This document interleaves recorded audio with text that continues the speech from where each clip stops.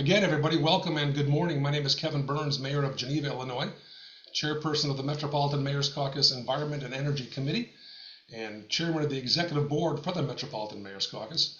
I come to you from my home study in beautiful Geneva, Illinois, and I'm glad all of you are with us.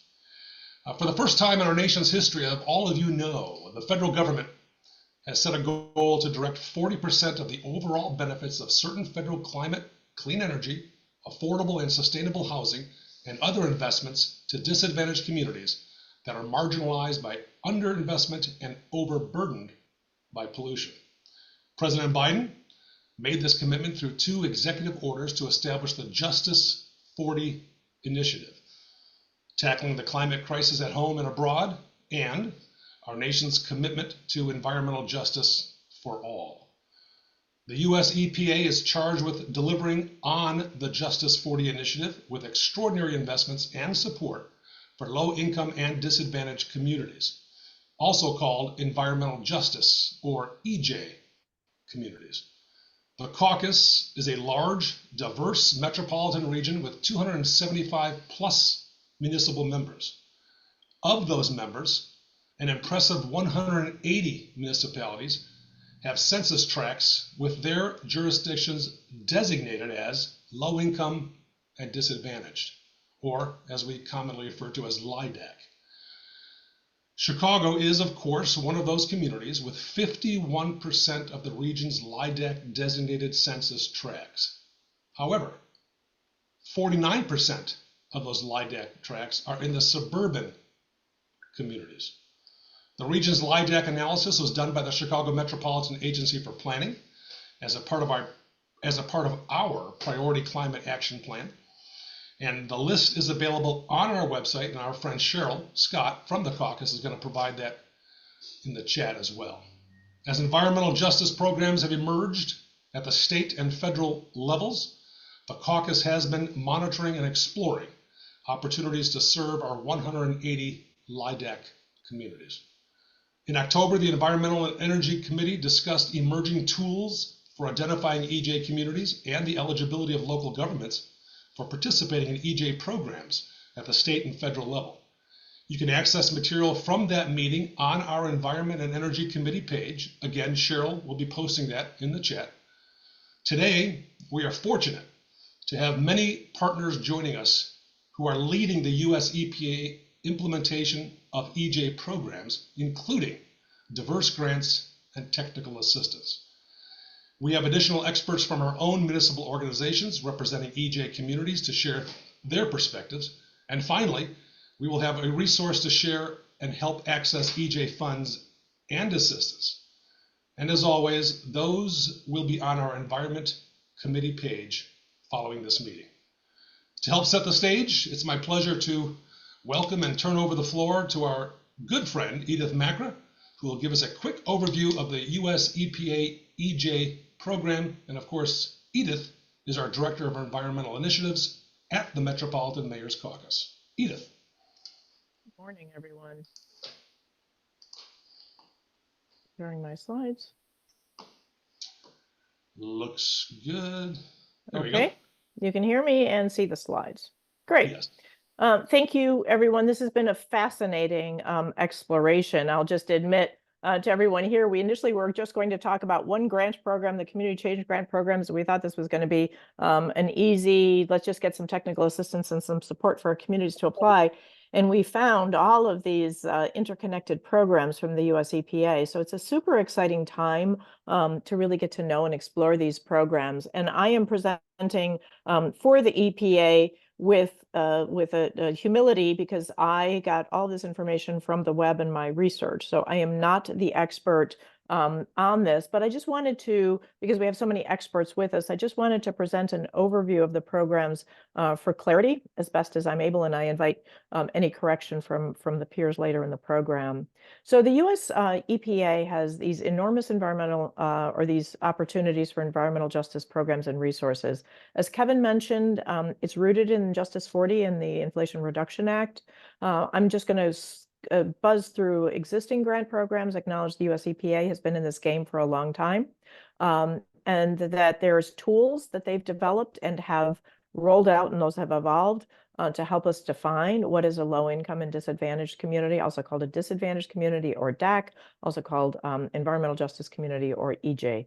And then there is the US EPA, as they're rolling out these exciting new programs, has opportunities for engagement and input on the policy making. So I'm just going to cover what we've done there in hopefully 5 minutes here. So as Kevin said at the top, the Justice 40 initiative is an acknowledgement by the federal government that there's been injustice historically, that there are opportunities as we shift to clean energy to correct some of the injustices of the past and to build thriving communities. In fact, it's called maybe called the Thriving Communities Program, but it's under Justice 40 that is aiming for this enormous investment. And it was done with 2 executive orders very early in the Biden administration. Then the Inflation Reduction Act funded the programs. And so I initially wanted to just call out what was existing programs and what was new programs, and that got too complicated. So like I said, just to know that the US EPA has been doing environmental justice programming at a smaller scale, like many of the programs, at a smaller scale until the Inflation Reduction Act. But among the new programs that I am aware of, and I'm going to, as I run through this list, the ones we'll be talking about in greater detail are highlighted in blue. So those are the speakers that we have with us today. But to start out with is the Greenhouse Gas Reduction Fund was listed under the $27 billion investment, listed under the environmental justice programs. The new program, which I believe is the Environmental and Climate Justice Program, is looking at $2.8 billion in grants, and the Community Change Grant, which we'll be hearing from Jen and Lisa about today, as well as the EJ Thriving Communities Grant Makers Program, which we'll be hearing from Jumana and the Great Lakes Grant Maker Program. There's $200 million in plus there's $200 million in technical assistance that are coming to us through the EJ Thriving Communities Technical Assistance Centers with a cute name of TCTAC. What I did read in all of the EPA material is that there's a great urgency to get this money spent and invested wisely so that it does good in the communities that are of greatest need. And there's an aim to have all of this funding invested by September of 2026, awarded by September of 2026. There's technical assistance, as I mentioned, the TCTACs, both at a national level and then in each EPA region, we're Region 5, and we'll hear more about those from our speakers. Some of the other programs, and I wanted to pull these in because we have been dabbling in environmental justice. So the EPA had these existing, I think these were the existing grant programs, and IRA injected more money into them. So using some existing structures, there are a number of programs there that are listed. And I just wanted to point to the Environmental Justice Government to Government Grant Program, which many of the participants on this call helped put in a collaborative request for, most notably with South Suburban Mayors and Managers Association. That was not successful, but we did attempt to start to be a part of the environmental justice conversation and solutions some time ago now. Also, we have participated in using the environmental justice analytical tools that the US EPA has provided. When we had the October meeting, we also looked at the state tools, and just to say that we found them fast evolving and confusing. There are 4 tools. Some of them our communities are in, some based on the tools. So confusing, but the gold standard right now comes to us from the EPA. It's a combination of 2 tools that I'm listed there. I don't need to read the names to you, but the US EPA has these very robust data-driven tools that allow any participant to find where they stand in terms of environmental justice exposures and harms. And this was a requirement in the Climate Pollution Reduction Grant Program, which the Metropolitan Mayor's Caucus is the lead for. So with CMAP support, we did a complete analysis of our greater Chicago metropolitan statistical area, which includes parts of Indiana and Wisconsin. There's some border problems here because that's bigger than our Metropolitan Mayor's Caucus membership region. So just excuse us there. But I do want to point out what Kevin said again in his opening comments is how large and diverse the LIDAC communities are throughout the Chicago metro region, all the way out to DeKalb, which, by the way, is the newest Greenest Region Compact member. So we do have 180 of our municipal members have at least one, some have multiple census tracts that are designated LIDAC throughout the Chicago region. But we've done the careful analysis using these tools. And then one other, just a note, so the US EPA, as they're building out these new programs, has done a good job of trying to invite participation. There have been some listening sessions nationally, which I've participated in on behalf of the caucus. But there are two formal opportunities that the Mayor's Caucus and partners are attempting to be involved in. Both of them are pending right now. So there's a formal White House Environmental Justice Advisory Council, which again, with SSMMA's support, Kevin was involved in recruiting our best candidate from the Metropolitan Mayor's Caucus Executive Board as a nominee for the White House Environmental Justice Advisory Council, so that we could have the voice of the suburban Chicago metropolitan region and local governments at the table. And we haven't heard yet. It's been a little bit over a year that we've submitted that. And then just this week, Christy DeLaurentis put in an application to serve as an advisor on the Great Lakes Advisory Committee, which Jumana might talk a little bit more about, but that one is still very much an open opportunity.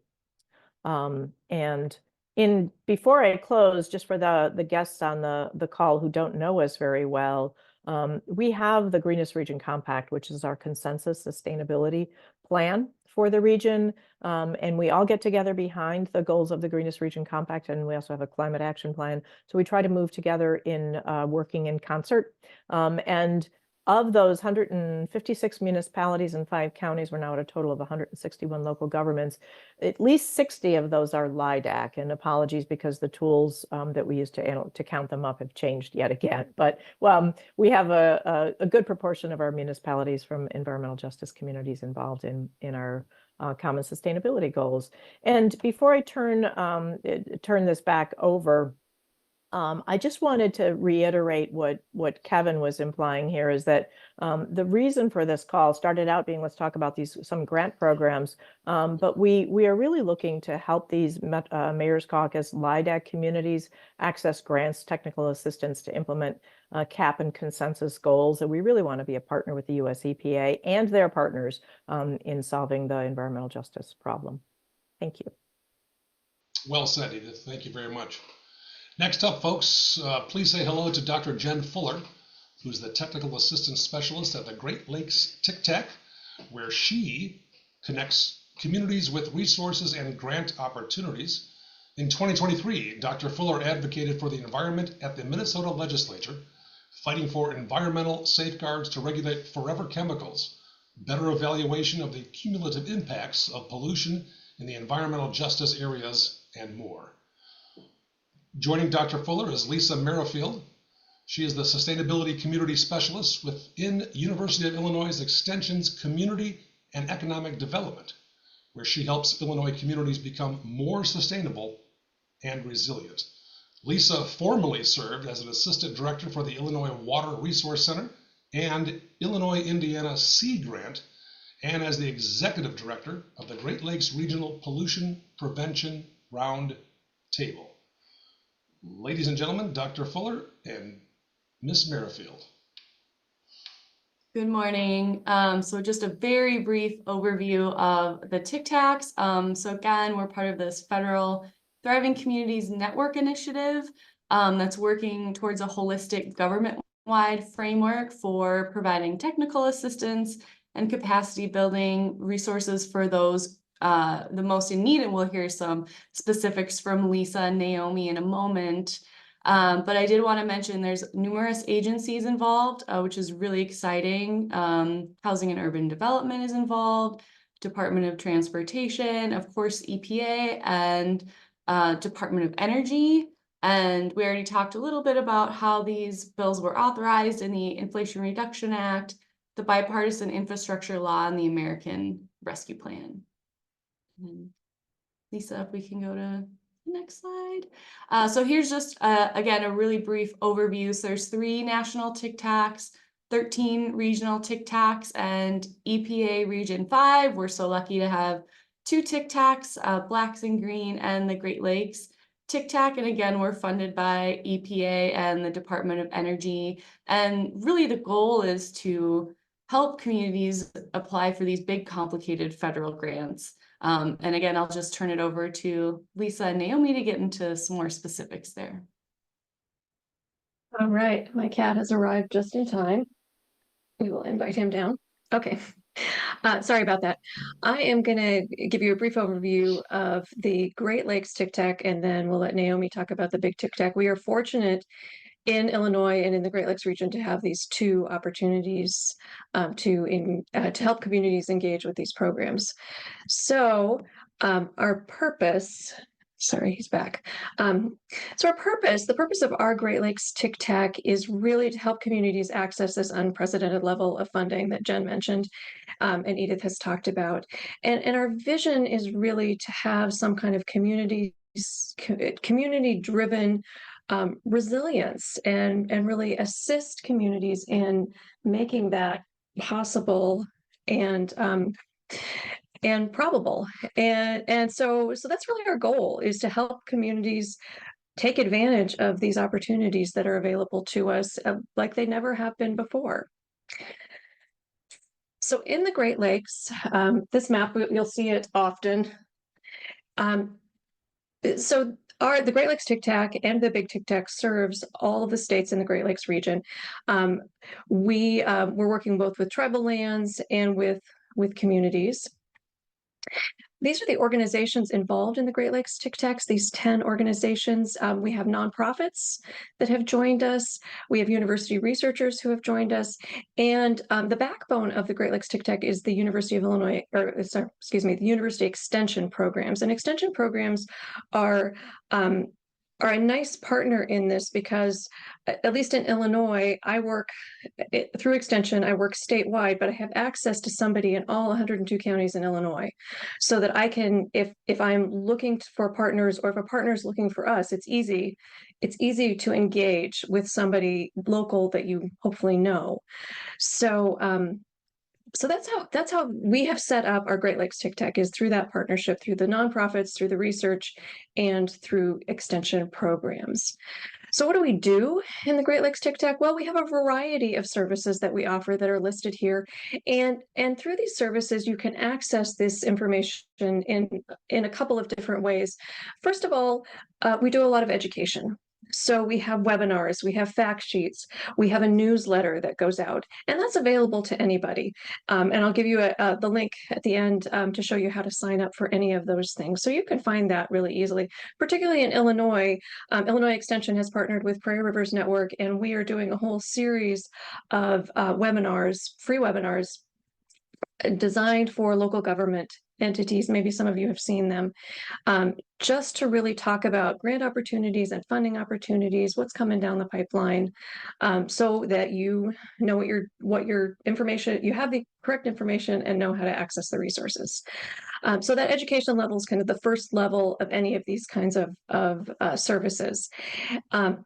We also do one-on-one assistance. So we help people if you're not sure what grant you're interested in, or if you're not sure if you're eligible for something, or if you're just kind of trying to figure out how to plan, how to think about things. So we can help with that on a one-on-one basis. We can review applications and ideas. We partnered with the Environmental Protection Network, who is made up of a series of EPA volunteers, and they can actually look at your grant application and say, yeah, this is going to be attractive, or maybe this would be more attractive. We're not the reviewers, we're not the decision makers, but there's some of that one-on-one service available. And then we're doing some hands-on workshops where we're bringing communities together, we're bringing people together to actually try and work on some of the meat of like how to do this, how to decide, if a solar facility is coming to your community, how do you negotiate for community benefits? That kind of thing. So we're working on those kinds of levels on a one-on-one basis. And then we have a deeper level of commitment for those communities that meet the environmental justice criteria, where we will actually devote some time to planning and scoping. We have some engineering analysis, pro bono services that we can connect people to. We can do budget development. So we can do any of those kinds of things for communities that meet that environmental justice criteria, which many of you do. That I talked about. So far, just so you know, we have had 95 communities come to us with a variety of questions that we've been able to answer, help them with.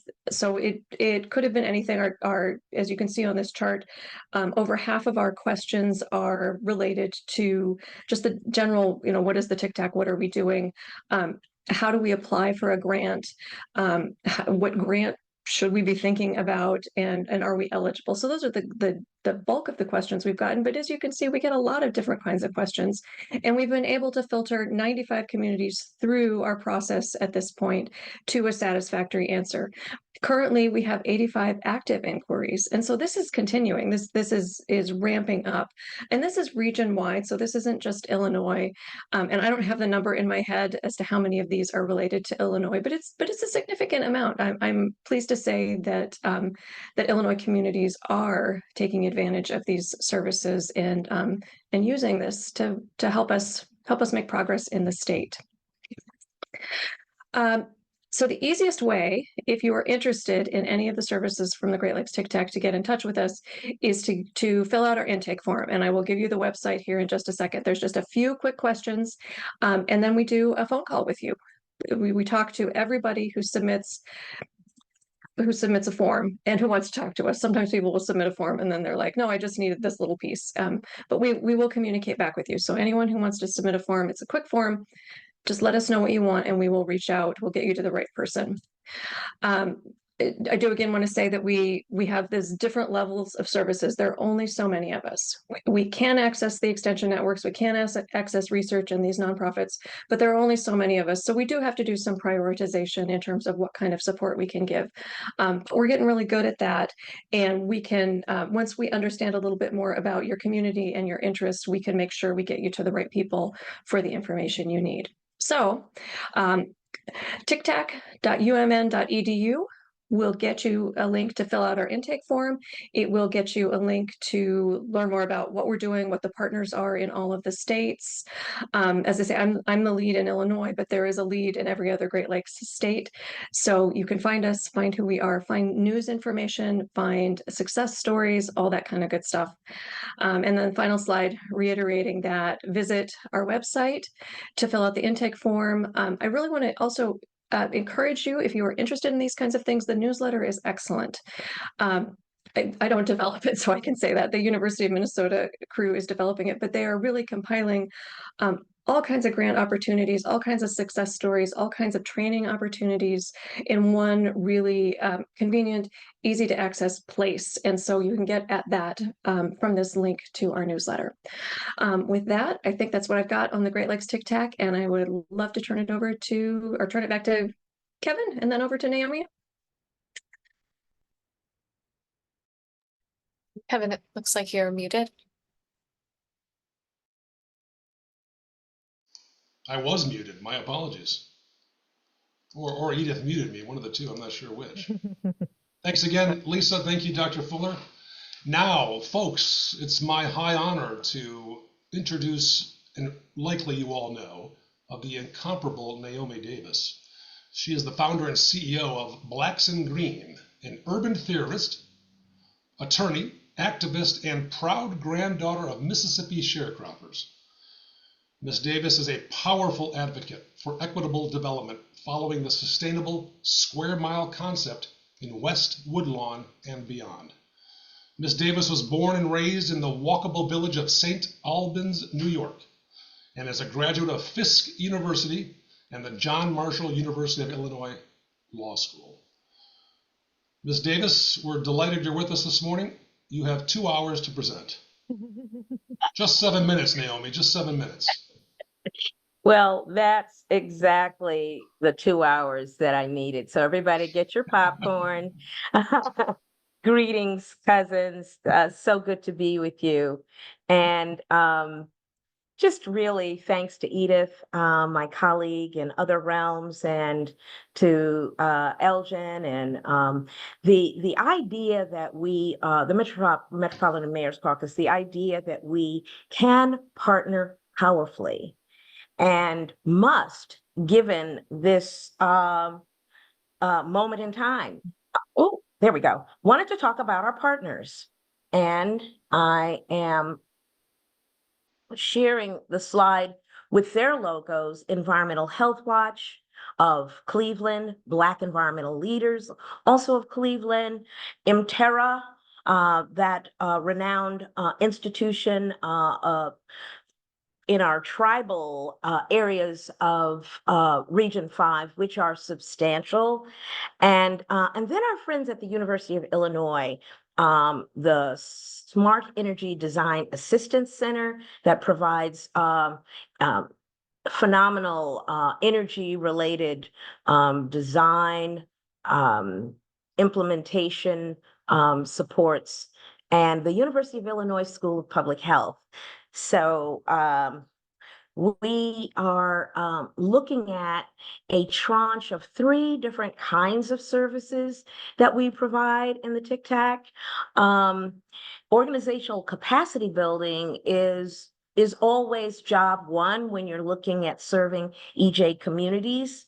The idea here is to make sure that communities are ready to file very successful grants, which they will, of course, write on their own, but with our support as a TCTAC. So training resources, and the idea that organizations are going to come out of this process of support stronger and ready. There are, as people have pointed out, just really a waterfall of grant opportunities. And so part of our work is going to be working with our navigators, our frontline TCTAC staff people, to help find, match the best grant opportunities for your community or your project. And that includes personalized one-on-one support. Implementation is where it's at. I mean, you get the capacity built up, you apply for the funding successfully, and then you're ready to implement. And so we're using our expertise and the expertise of our partners in clean energy, research, data, making sure that you have the fundamentals for your proposals and the partners that you'll be consulting with. So this is just a drill down, a little further drill down on that. Grant support. We have systems to actually sort grants for your level of readiness and for your area of focus, tax credits and rebates, the idea that there are grant management trainings as well. Getting the money is part of the proposition, and then managing it and implementing through smart management is a big chunk of it. The organizational development, again, looking at, do you have your structural pieces in place, your leadership, your board?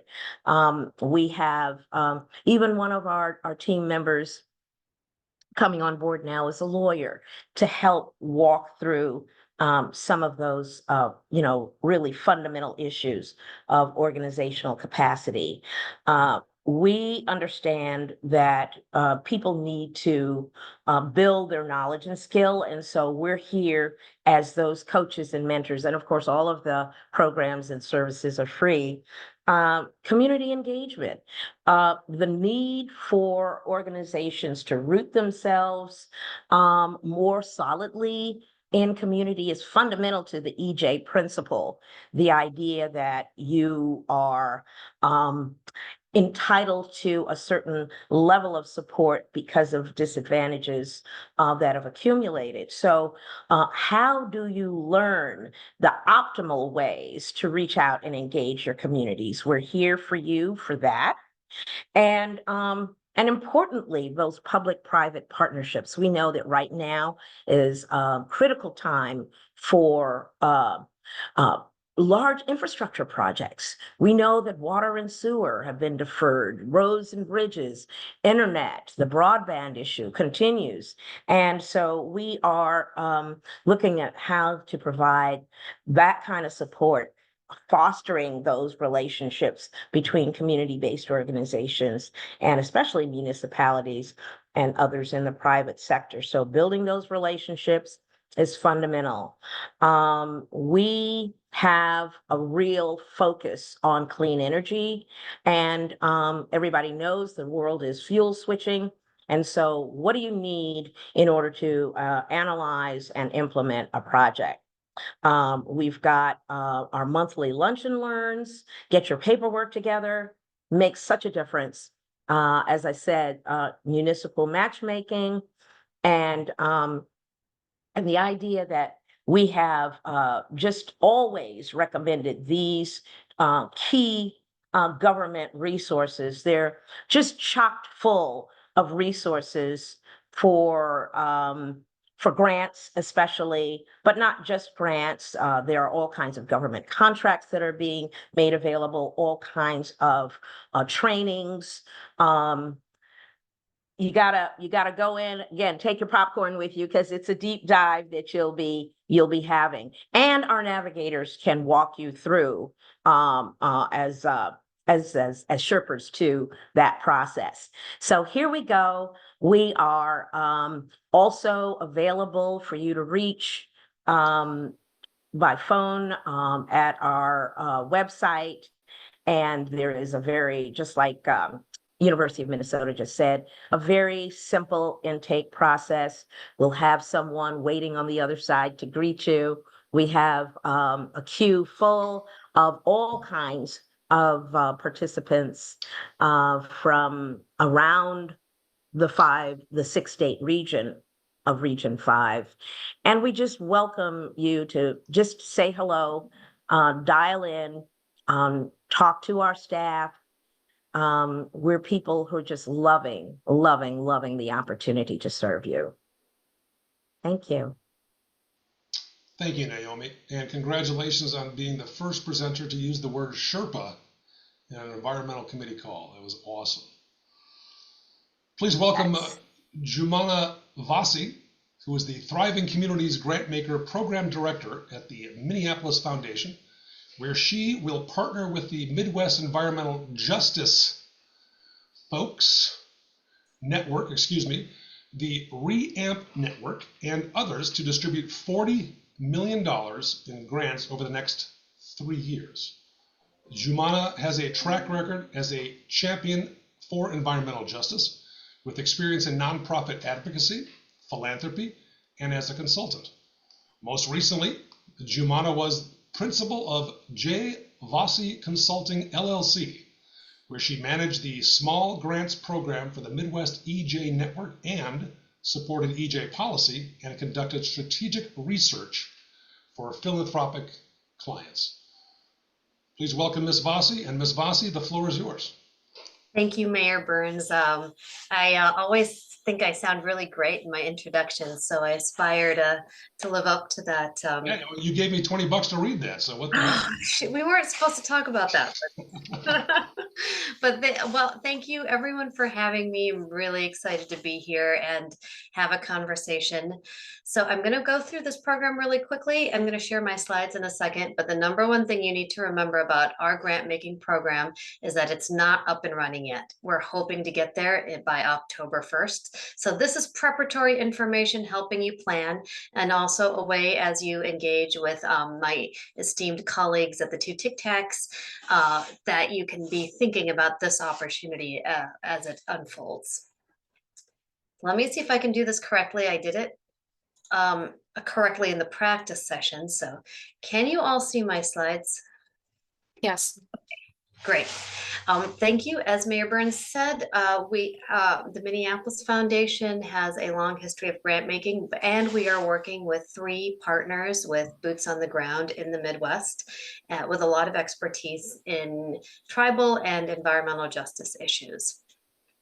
Our region, similar to the TCTACs, covers all of Illinois as well as the your neighboring states across the Great Lakes. You can see them in blue here. And our grant making program covers also 35 federally recognized tribes. You can see some of them noted in the dots here on this map. So what is this program and what is our goal here? Our goal is to really get money out the door. As has been mentioned before, a lot of this IRA funding is intended to get to communities that don't normally receive it. And so our number one goal is to distribute $40 million in grants to communities in disadvantaged areas as defined by the EPA, which I'll get to some of those details in a second, but getting money to groups that don't normally receive it, focused on environmental justice issues. And that's the intersection of environment, climate, and public health, as the mayor explained a little bit earlier, and Edith as well.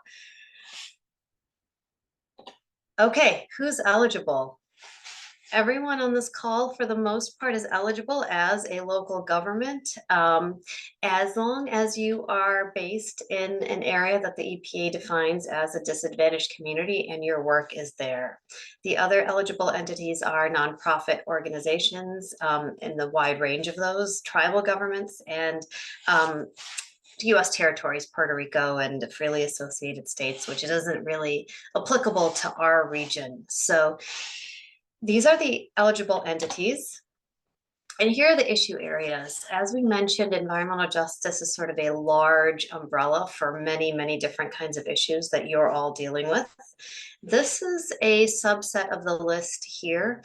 I think the key point to remember, and the flexibility that our grant making program has, is that we are not forced to predefine specific issue areas, which is another unique aspect of our grant making program. Most programs have something very specific. They want you to reduce greenhouse gas emissions, or they want you to address water quality.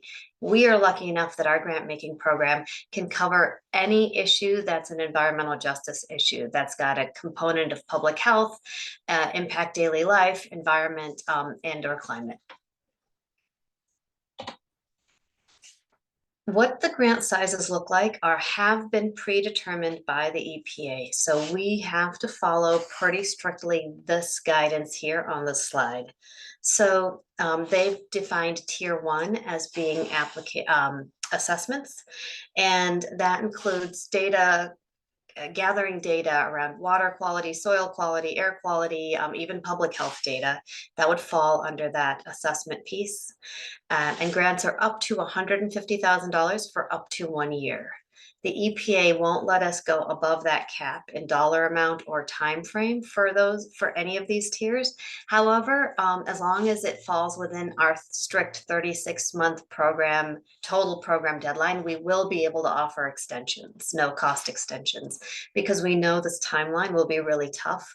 We are trying to get as many grants out the door as we can in the first 2 years, so that people have a final year to extend their programs if they need to. And when I say 36 months, our clock starts ticking when our grant program is approved by them, and we anticipate that being October 1st.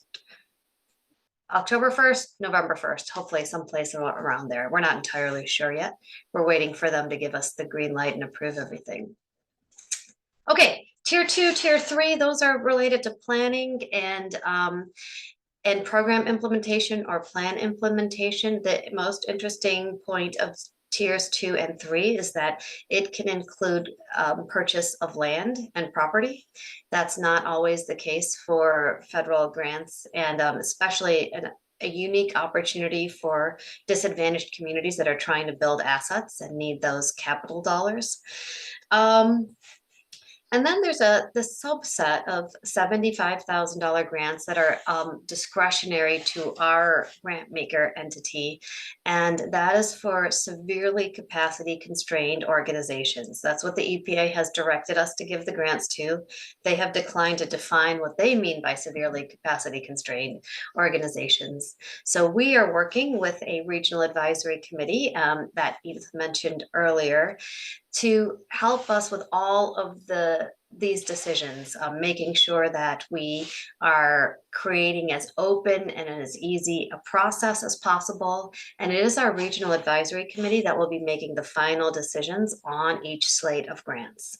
So we're really trying to be, community led, and so it's great to have Christie's application, and I'm not a decider on who is on the regional advisory committee, it's our partners, but I think having a representative from a local government would be a great idea. If for whatever reason we don't get such a representative on the advisory committee, as a director of the program, I'm committed to continuing conversations, because it wasn't until Edith called me maybe 10 days ago that we even had suburban small communities on our radar screen. I have to tell you, you can see by this chart, we were going by what the EPA told us, and we were trying to hold ourselves accountable to making sure that dollars actually went to rural communities and tribes, because so many EJ dollars get focused on urban areas. So that's what we were thinking, right? Rural, indigenous, tribal communities, urban, how do we hold ourselves accountable? But from that conversation with Edith, we are starting to think about how and where suburban small communities fit in and how to make that as fair as possible.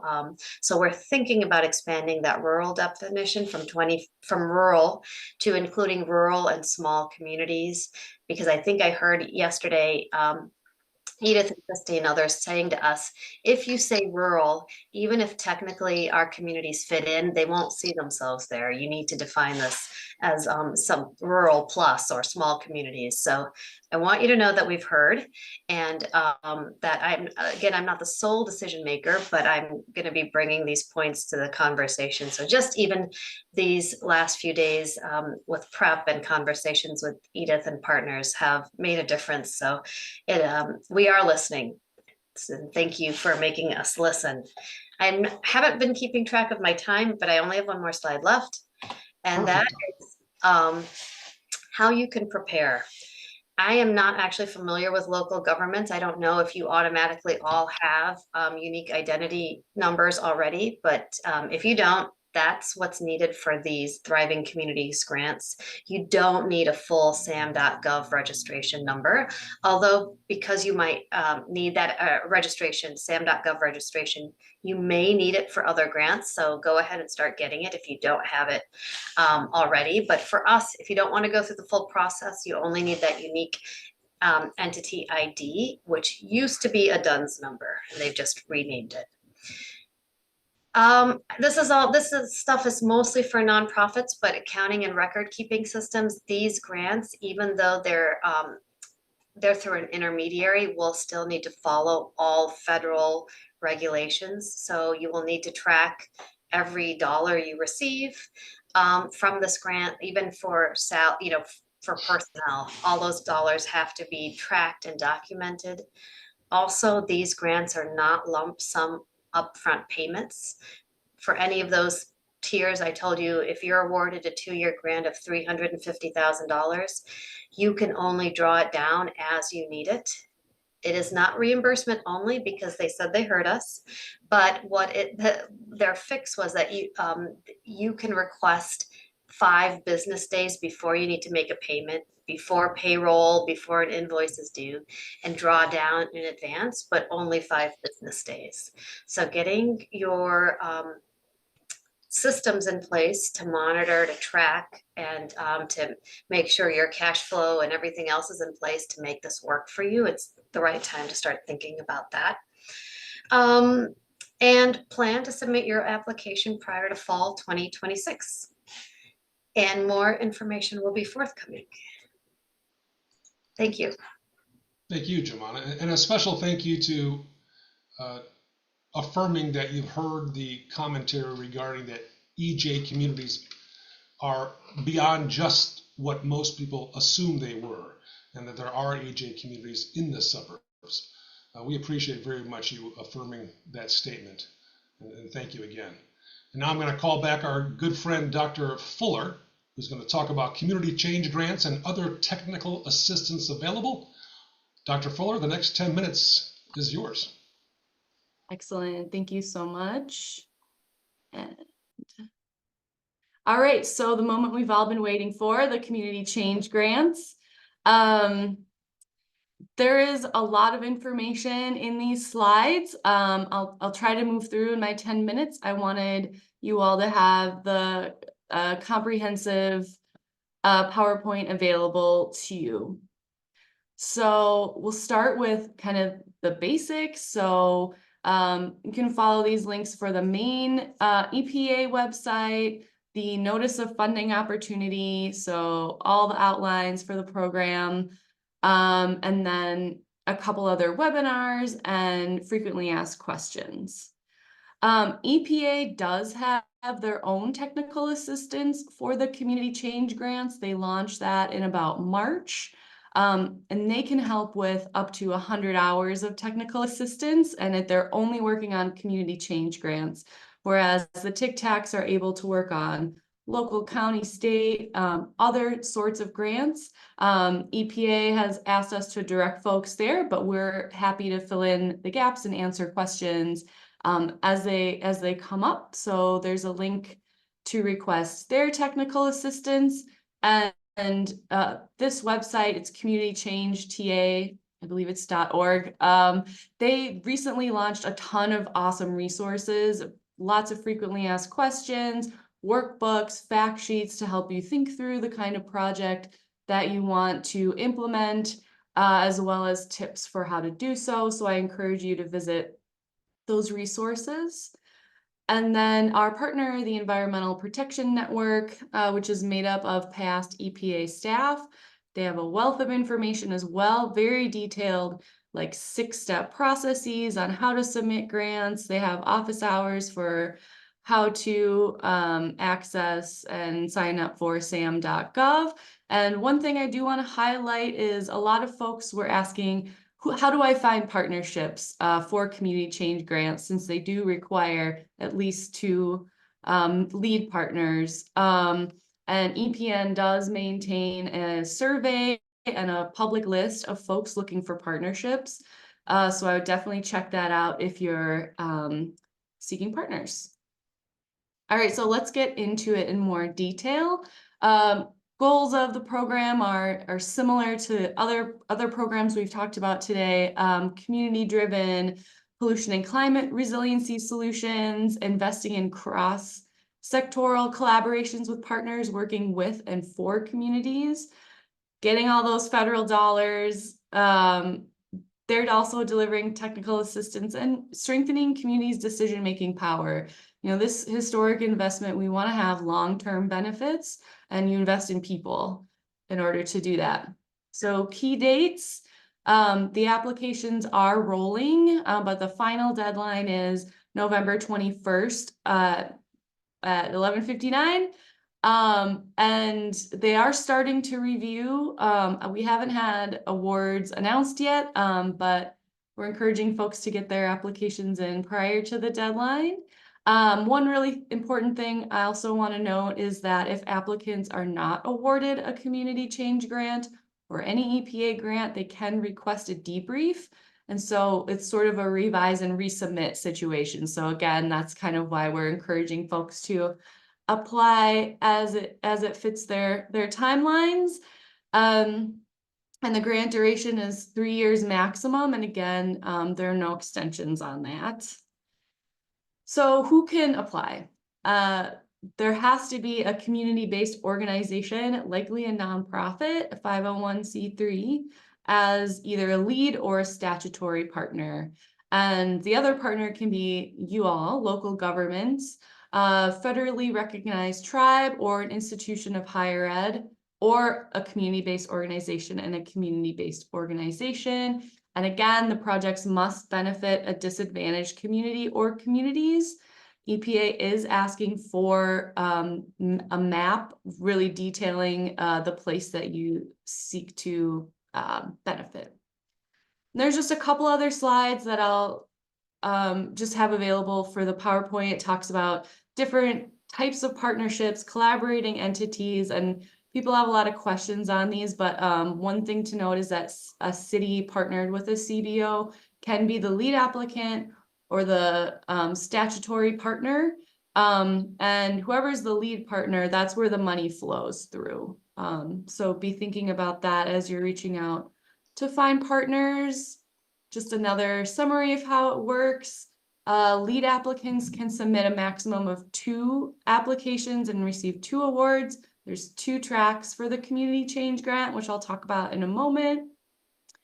And if a lead applicant applies for more than 2, they'll be asked to rescind 1 or more, however they went above the limit. So again, there's 2 tracks. The first one is sort of the big one. It's $10 to $20 million per award. It is focused on multifaceted applications with climate action and pollution reduction strategies to meaningfully improve the environmental, climate, and resilience conditions affecting disadvantaged communities. Their EPA expects to make about 150 Track 1 awards. And there's target investment areas that I'll kind of may not apply to Illinois. And then Track 2 I find really interesting and perhaps compelling for some of the governments on the line today is meaningful engagement for equitable governance. So this is really trying to give folks who've traditionally been left out of decision-making processes the tools to be able to do so. Those are between $1 and $3 million, and EPA expects to make about 20 of these Track 2 awards. And yeah, here's the target investment areas. Just kind of another graphic about Track 1 objectives. Again, we want that long-term change in specific communities.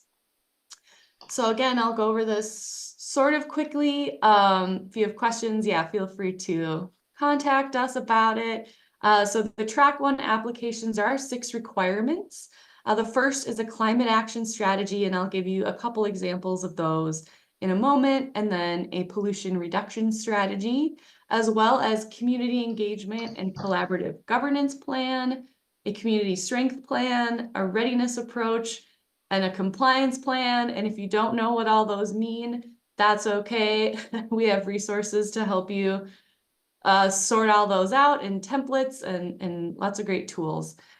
And the community change grant Track 2 really, again, should be focusing on breaking down those systemic barriers to community participation, capacity building, closing equity gaps. And some examples they give are like task forces, training people how to present at a city meeting, and really getting that buy-in from governments as communities move through the process. And so very briefly, some climate action strategy examples, green infrastructure and nature-based solutions, mobility and transportation options for preventing outdoor air, public health, energy efficient, healthy, resilient housing and buildings, microgrid installation for community energy resilience examples. So having buildings that are sustainable when there's natural disaster, places people can come for cooling centers, things like that. Here's the more robust community resilience hub option. Brownfield redevelopment. I will note that for the community change grant, you can't do brownfields remediation. You have to sign a notice that the land is ready to go for redevelopment. Waste reduction and management is an option, and these are all under the first requirement still. And then workforce development programs for occupations that reduce greenhouse gas emissions. And this is a really exciting opportunity. And I know that cities are already doing many of these things. And then the second requirement is for pollution reduction, and you can think about indoor air quality and community health improvements, outdoor air quality and community health improvements, clean water infrastructure to reduce pollution exposure and overall system resilience. Someone had already mentioned sort of the aging water infrastructures. There's a lot of lead pipes still in the ground, lead paint mitigation, all those things as well, and safe management and disposal of solid and hazardous waste. And again, I encourage you to go through these in more detail after the talk today. And for track 2, some examples are education and training programs, again, environmental advisory boards, collaborative governance activities, and participation in governmental funding and budgeting processes. So we want to get community in the room when these big decisions are being made. And I know that was really quick. Feel free to reach out to us again with questions, and do also reach out to EPA's technical assistants. They're only focused on this, and they can give you lots of advice and have tons of resources. So thank you. Thank you, Dr. Fuller. We're going to welcome back the Director of Environmental Initiatives at the Mayor's Caucus, Edith Macra, who's going to talk a little bit about regional request possibilities. Edith. Thanks for that. And so I just wanted to respond to the community change grants with 2 comments. And one is for the track 1, which is the communities moving forward with requests, is that the caucus has been working for a while now really to support your moving forward, not particularly for this application, but some of the tools that you can draw from when it comes to climate change strategies. Remember that we have, most of you are Greenest Region Compact communities. We have a climate action plan. We actually have 2 climate action plans that have been prepared with municipal strategies there. So I know we have the TCTACs, but please draw from that and some of the participation in some of the other caucuses programs, community solar, EV readiness, Soul Smart work, really to think about moving forward on your applications. So, and then the other thing that I wanted to comment on was related to the track 2, which would be capacity building. That's something that we have a strong interest in. In fact, when I flagged one of the grant requests that we participated in earlier was a strategy that we had submitted for an earlier EPA grant on capacity building. And Chris, you might talk a little bit more about that for what that looks like in the South Suburban region. But we have so many really wonderful and robust sustainability commissions. We have our Go Green groups in throughout the suburbs that are independent. And then we also have partnerships that we had pursued through Faith in Place with a faith-based partnership. So we could, on behalf of the communities in the region, submit a regional request to build capacity, or if we can, be of support to communities that might want to partner, the grant request for community change is still a robust application. Even with all the technical assistance out there, it's a lot of work. So if we can be helpful in putting in some kind of a regional request, offering our assistance. Very good. Ladies and gentlemen, partnerships with community-based organizations, as referred to throughout this morning's meeting, is fundamental to the EPA's EJ programs. We have with us this morning Jody Trendler, who has some research to share that we believe can help. Jody is currently studying sustainability at Harvard University and generously helping the caucus identify resources for municipalities to engage in EJ grants and programs. My friend Jody was the chairperson of Naperville's Environment and Sustainability Task Force, otherwise known as NEST, and led the development of the city's plan Sustainable Naperville 2036, which was crafted with 5,100 of community volunteer time and expertise. She's also the co-founder and executive director of the Resiliency Institute and adjunct faculty in sustainability architecture at College of DuPage. Please welcome Jody Trendler. Thank you, Mayor Burns. Thank you. Wonderful to be here with you all today. All right, is my screen available? Yes, it is. Yes. Looks good. All right. So yeah, this is such an amazing opportunity. I'm very excited to be a part of this and helping Edith. All right, so for what I wanted to cover with you, because CDOs are such a critical component for this grant application, I just want to highlight some of the considerations as well as help you identify some of the community-based organizations that you could work with. All right, and as Dr. Fuller highlighted, the community-based organization does not have to be the lead applicant.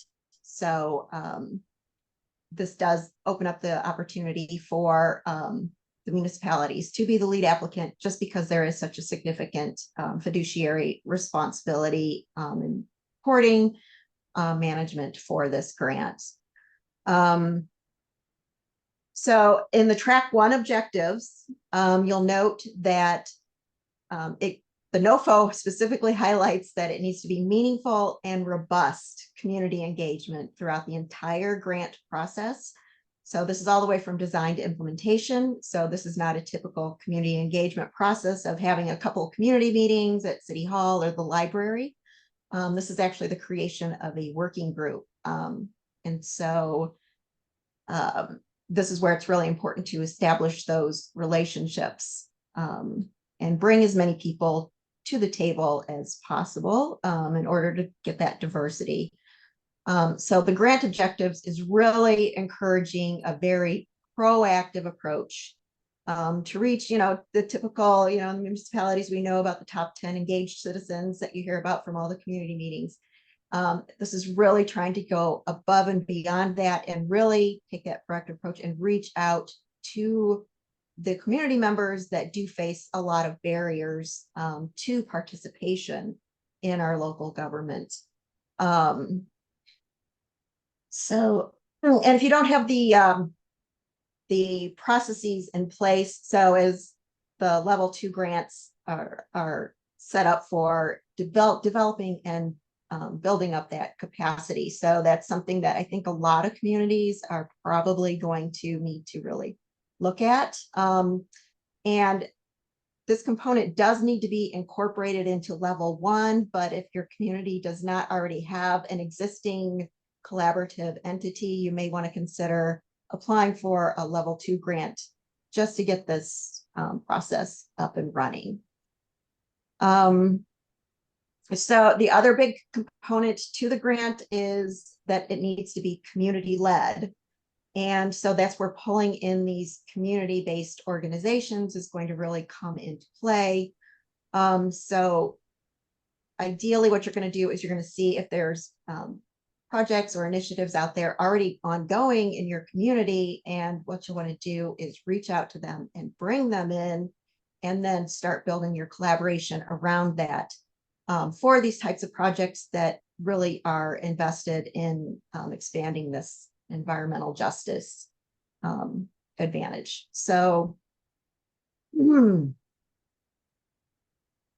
so for track 1, the requirement, and this, as Edith mentioned, is going to be a huge undertaking. So you do have to have a full community engagement and collaborative governance plan.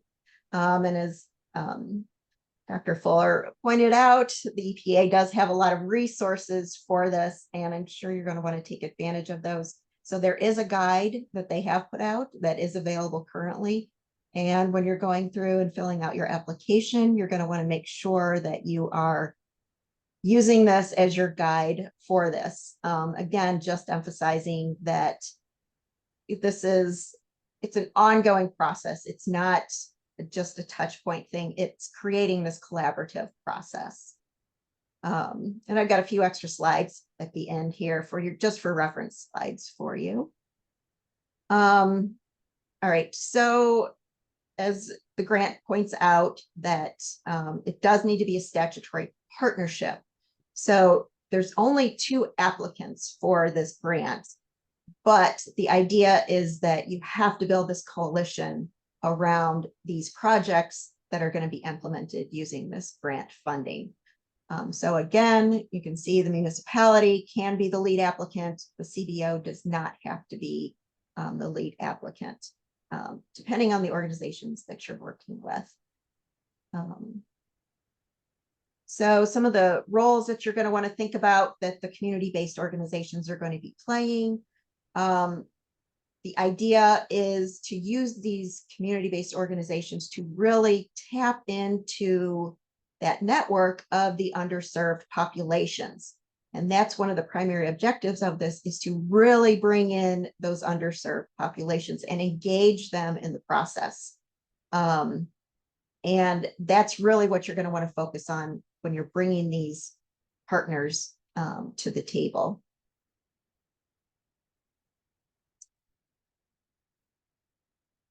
All right. So one note on that, though, is that for the partnership, it has to be a 501c3.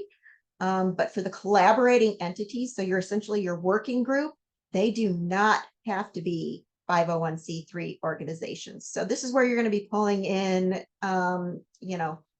your Chamber of Commerce, your schools, all of your community entities that could have a voice at the table in helping to make this a successful project. All right, so just one quick example. If you are the municipality and you are taking on the lead applicant role, managing the fiduciary and the reporting aspects of it, you're going to need to include and figure out a community outreach and engagement piece for each entity as part of the collaboration plan. And so the partners that you're going to want to bring to the table. So if we're going to do a community solar project, if your community wants to do a community solar project, who do you want to have at the table? So, you bring your schools in, if you want to have it sited at a school, potentially, if you've got an environmental commission, they'll be involved. Bring in your PTAs, because PTAs are the type of entity that have that reach into the community across all sectors of your community. So those types of organizations are what you're going to really want to reach out to and incorporate. Faith organizations. So, it's like, again, they tap a wide variety of community members. The utility would be involved, a solar installer, environmental organizations. But what you're also going to want to be thinking about for this and creating your engagement plan is you also want to be supporting these organizations.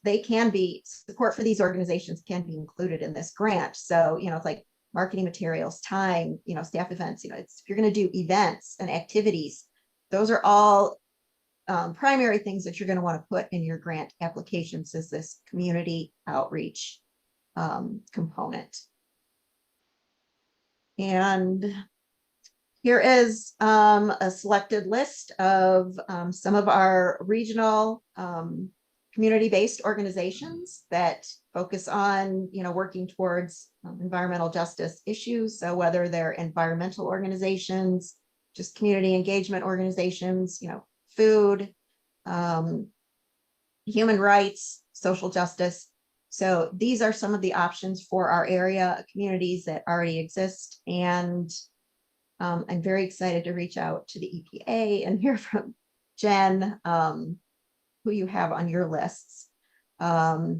So these are available in the handouts for today's meeting.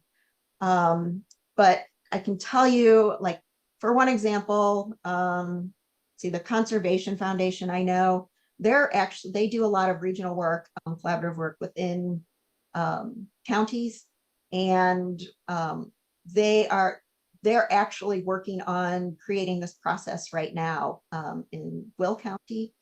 So, in trying to improve food access. So a lot of these community-based organizations have the capacity to help with that engagement and outreach component. And that's why it's so critical to include them in this process. And that's what I have. I'm happy to answer any questions or help any communities finding your organizations as well. So feel free to reach out, and thank you and good luck. Thank you very much, Jody. We appreciate it. Ladies and gentlemen, as all of you know, environmental justice communities have the best insight into what they need and how they can organize and engage the community, as well as advance the projects that align with the US EPA's objectives.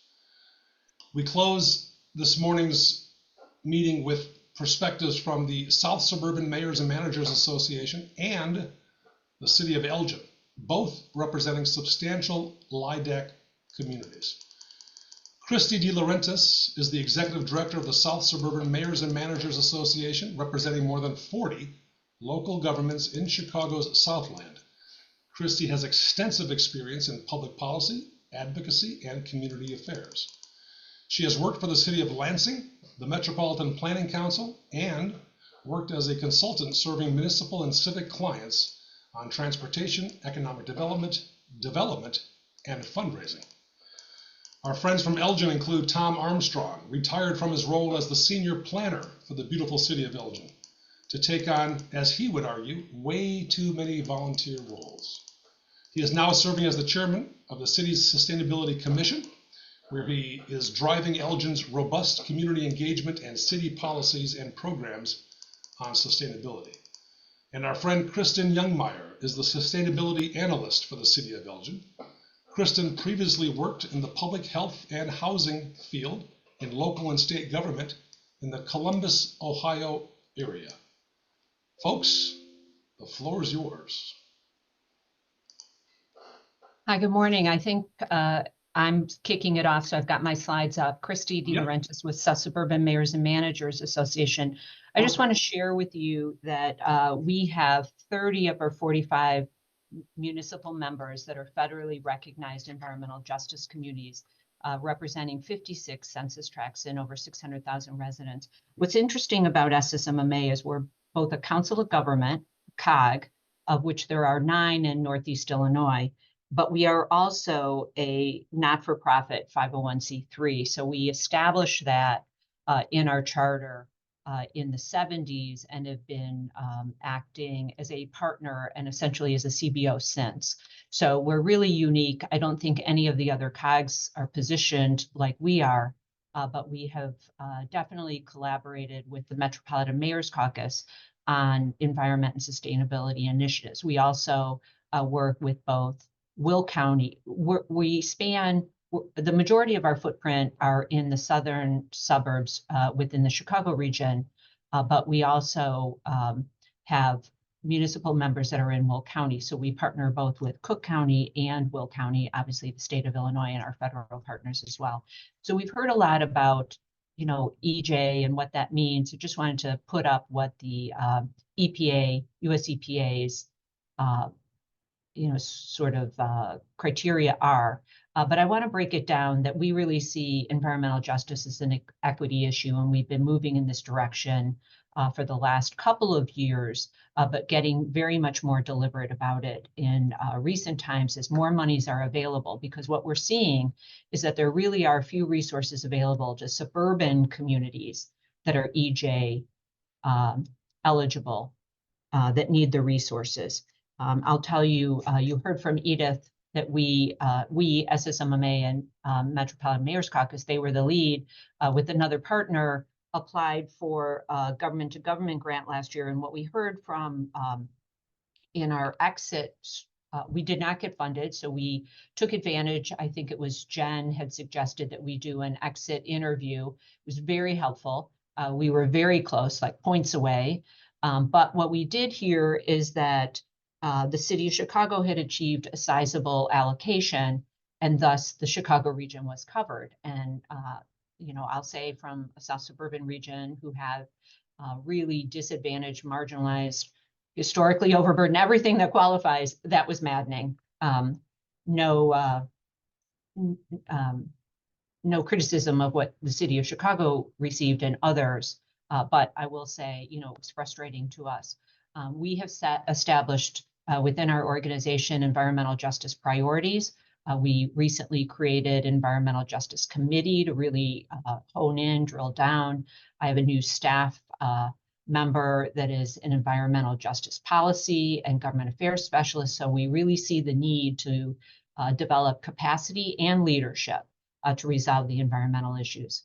Our goal is really to organize ourselves so that, as we heard from Jody, that we're trying to create leadership at the municipal level, but making sure that partners and constituents are brought in, because we know that that's how we're going to be successful with making inroads, addressing the needs of the community, and also receiving the needed funds to get work done in the communities that we represent. There is not, a tranche of funds that can come in, that the municipalities have that they can allocate to a lot of these projects. There just isn't. And so one of the things that we do is we collect a lot of data and measurement, and then we are trying to provide that information to our municipality, and then internally also look at how do we move the needle on these issues and how are we measuring metrics. So, this Build Back Better that we've heard, I think, since the inception of COVID and, the Biden administration, maybe even under the Obama administration, I always say essentially, if not here, where? Because suburban municipalities are really struggling and also struggling to find the resources. And we absolutely appreciate Edith's guidance and everyone's participation here today to help us drill down. I'm learning a lot along with all of you. One of the things that I want to share is EPA's screen of our region that we pulled together specifically for the grant last year. Unfortunately, these heat maps have not changed in a year. There hasn't been anything significant. But what I will say is that because of our region in the South Chicago, suburban region, we're essentially the crossroads of the country in terms of freight and major interstates. So we have a lot of air quality, particulate matter, and these are maps that reflect that. So you can see, within the heat map, just to the east is Gary, where there's a lot of industrial activity and whatnot. We certainly have the fallout from some of that, and of course all of the truck traffic. What I will also say is that as SMMA, we've been working with Cook County on with the Department of Health within that county, looking at how do we change the health outcomes. So beyond what would be normally considered typical for a council of government organized within Illinois that receives transportation funding and whatnot, we're trying to drill down deeper and look at overall health impact, which includes heart disease, cancer burden, et cetera. So we've done some preliminary work on that in assessment. We also are looking at life expectancy. So when we're helping the Mayor's Caucus with their census data collection, one of the things that we were also looking at for our municipalities is what happened in the last several, the decennial census numbers with not only household income and number of households and all the other data that you would think are typical to municipalities, but we're also looking at aging populations. What are the numbers? Are we declining? And other things like that. You can see where we have some confluence of multiple roadways and freight. We have very, very high particulate matter. So we have known toxic areas, and the same way in some of our other more industrialized communities. Many of these were the breadbasket of our region years ago with steel mills, et cetera, and we're still, we still have the repercussions. And I would say to a certain extent, both the benefit because of the job generation and retooling of some of these places, but also, some of the concerns that are left behind or are currently existing. So we're trying to address that. What I will say with our priorities, we're really looking at intentional policy implication. We work on a lot of legislative matters and, both rulemaking, introducing legislation, et cetera, but providing community support and direct community support. So one of the things, as I mentioned, we're measuring outcomes. And so we're collecting data where we can and providing that to municipalities, and then also doing a lot of hand-holding with their grant application as needed. We've also acted as a fiscal agent for other not-for-profits, again, to try to help facilitate and move the needle where it is aligned, directly aligned with our mission. One of the things that we are measuring is state and federal resources secured within the region by our municipalities. And really, because that is how we're going to help accelerate the reduction in lead service line, the number of remediated brownfield broadband investment. We are also measuring affordable housing, how we are not collecting information on particulate matter, but we are mining data that's available and trying to evaluate whether we're making any inroads. And we anticipate that we'll only begin to see a change in this when there's more, common, or I would say more broad participation in EV activities, as Naomi identified, as kind of changing the energy uses in our areas. We are also looking at generational wealth building. So how can we help our residents also benefit from, kind of transformational economic development, et cetera, and looking at other indicators of that.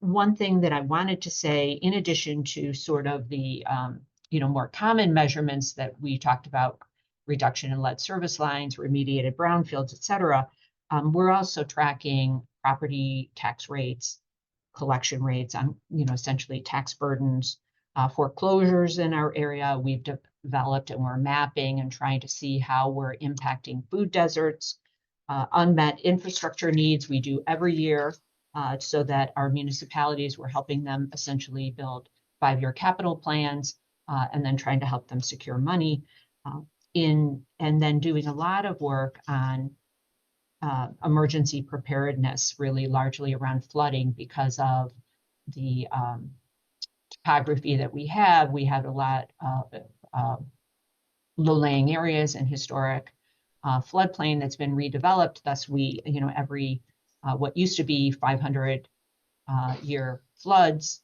we're seeing now, almost every year. So we're really, focusing on that. One thing that we have also unfortunately, is we're lagging behind other parts of the region in the south suburbs, and largely this is a function of the resources available, but in solid waste disposal. So we have more than 10, I think it's 9 or 10 communities that don't even have curbside recycling.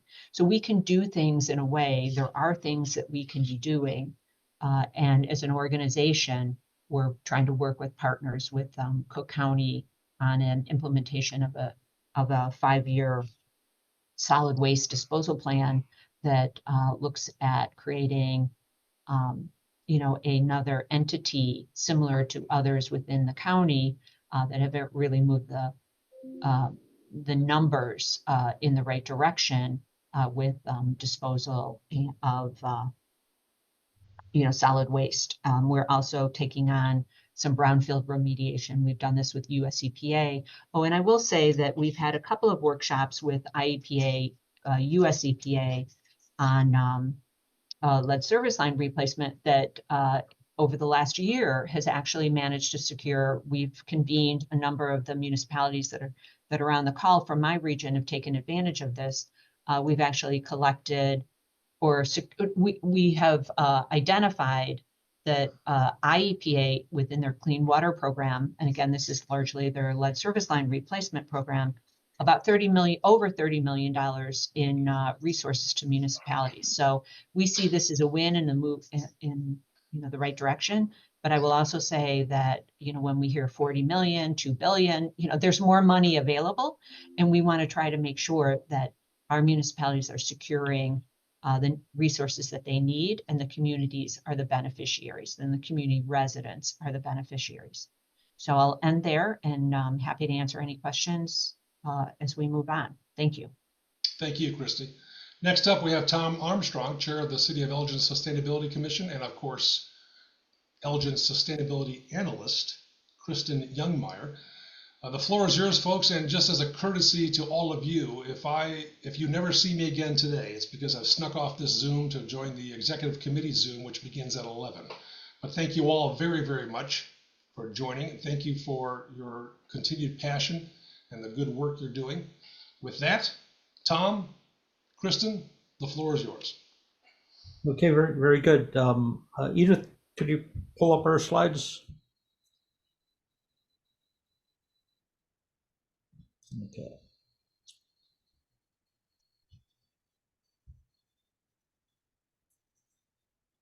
There we go. So Kristen Youngmeyer is here with me today. She is our sustainability analyst. Actually, she is now in a department of two. The City of Elgin just hired a few weeks ago Jessica Van Dyke, who is working with Kristen to advance sustainability, climate action, resilience projects in the community, working with the Sustainability Commission. So in Elgin, there were six census tracts have been identified as Justice 40 or disadvantaged tracts. The darker blue, the two census tracts to the right on the map image, each have 4 criteria that qualify. The medium blue, 2 census tracts each have 3 criteria, and then the lighter blue, which includes much of the riverfront in Elgin, each have those 2 census tracts each have 2 criteria. So it'll be interesting to kind of dive into the underlying information and data behind these designations. So we look forward to doing that. So these areas include, these census tracts include downtown Elgin and residential neighborhoods immediately surrounding downtown Elgin. So if we can advance to the next slide.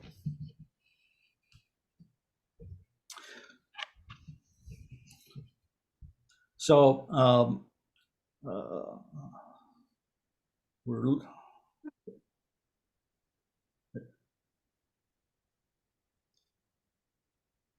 there we go.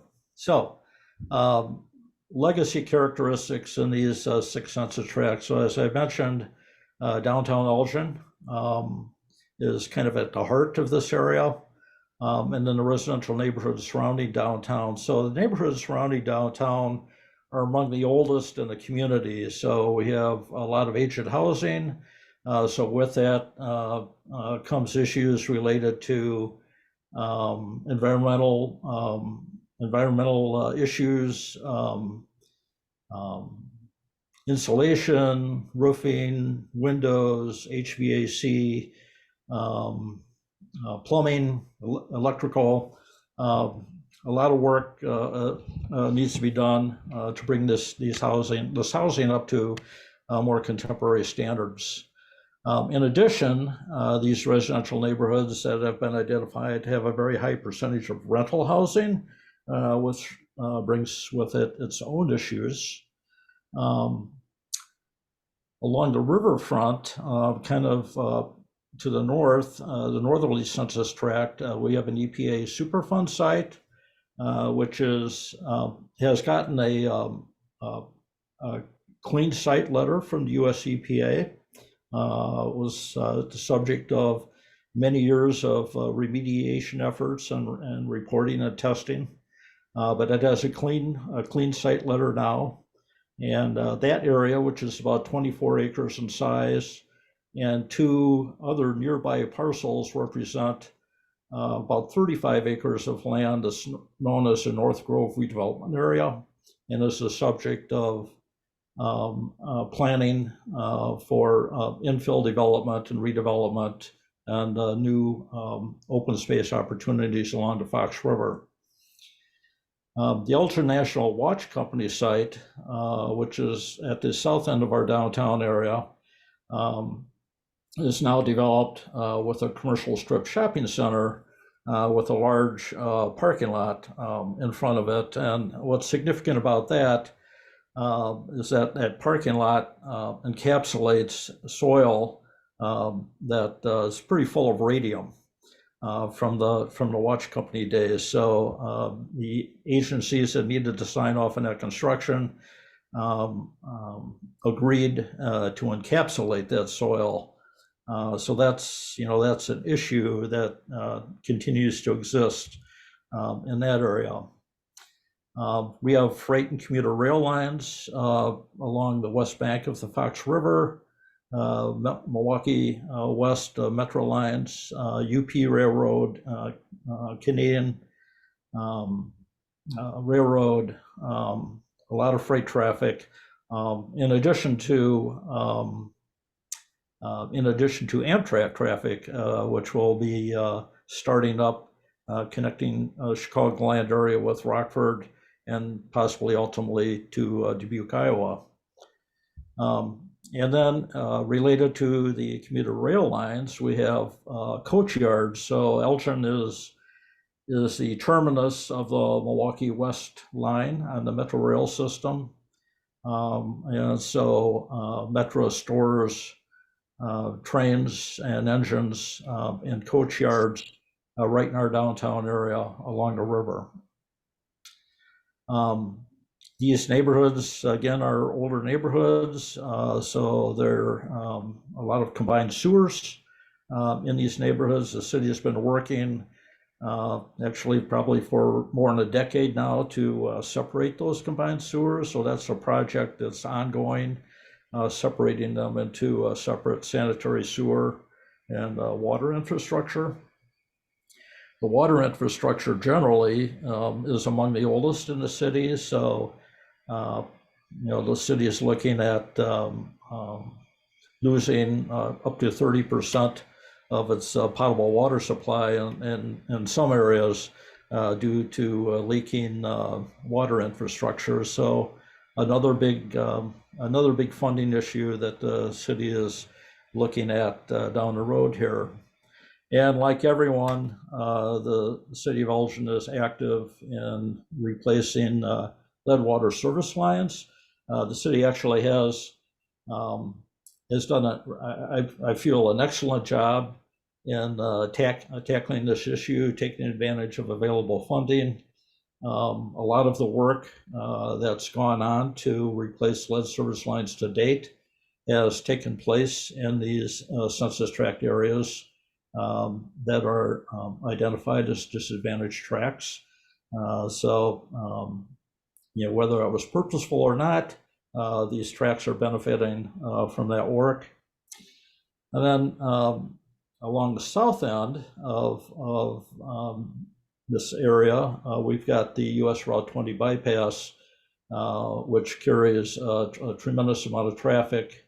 So between rail lines, the US 20 bypass, and some industrial activities, especially to the south of Elgin, gravel mining and whatnot, we've got some pretty significant air quality issues. And then finally, in these areas, again, high percentages of rental housing, generally lower and moderate income neighborhoods, generally lower education attainment. So these are all areas of concern, all topics that deserve attention as the city moves forward. So I will say that we are in the process now of just starting work on a climate action plan for the city of Elgin. So we benefit from the work that was done by the Metropolitan Mayor's Caucus with the Greenest Region Compact 2 and the regional plan, climate action plan for the Chicago region, as well as recently adopted Kane County climate action implementation plan. So we're just getting started on that initiative, and I think one of the outcomes I'm hoping of that initiative will be marching orders to address a lot of the legacy characteristics of these older neighborhoods. So, Kristen, if you have anything you'd like to add? Sure. Yeah, thanks, Tom, for kind of giving a good background of the Elgin community, specifically in our just 40 communities. So part of going about, addressing equity issues and doing work in these neighborhoods, I think is going to be focused on looking to build relationships and meeting these communities where they're at. So along with understanding the history of this area, it's also helpful to, just understand the Elgin community as it is right now. Elgin is a pretty vibrant community. It is right now, there's about, I think, 56% from the last census tract, 56% is Hispanic or Latino. I think 25-30% of the population is African-American community. There's Lao population, so Elgin's pretty diverse. So that's something to keep in mind when we're looking to, work to connect with everyone in the community. And some resources Elgin does have is, luckily there are a lot of community-based organizations that can help us connect to various demographics, resident groups, populations. There's various social service agencies out there that we could potentially connect with, again, to help us connect with these groups. Another resource Elgin has is a pretty large faith-based community, and especially in the downtown, I think Elgin's known as the cities of churches. So that's a potential resource to leverage. Just within the city, there is a lot of staff and leadership buy-in. The city has a pretty robust cultural arts and special events programming, and so there may be opportunities there to connect with residents where they're at when these activities are going on. But again, it's just right now we're kind of taking the data, understanding where we're at, and just trying to find again ways where we can build relationships and meet people where we're at, so that then we can start having or continue having conversations on how to address these equity issues moving forward.